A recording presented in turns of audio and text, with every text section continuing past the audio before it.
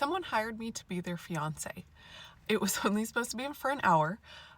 He had got a phone call that his grandpa's health was going downhill, and so he asked if I would come with him and pretend to be his fiance.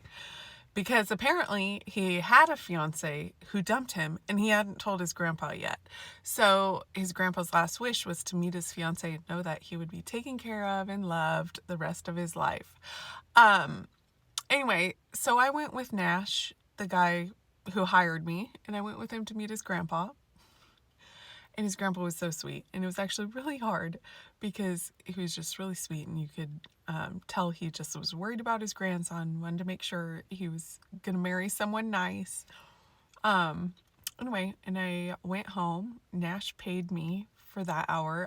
After I'd met his grandpa, I was like, you really don't have to pay me, because it felt weird, but he still paid me for my time.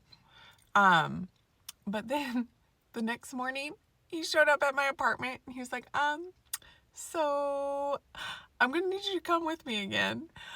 Apparently, his grandpa woke up the next morning and all of his numbers were great.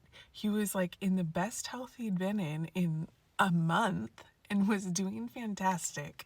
And so now he's hired me more long term to keep pretending to be his fiance, and at least until his grandpa's health is more stable, because he doesn't want any shocks to, send him downhill again. So now I have a full-time job pretending to be his fiance and keep his grandpa happy.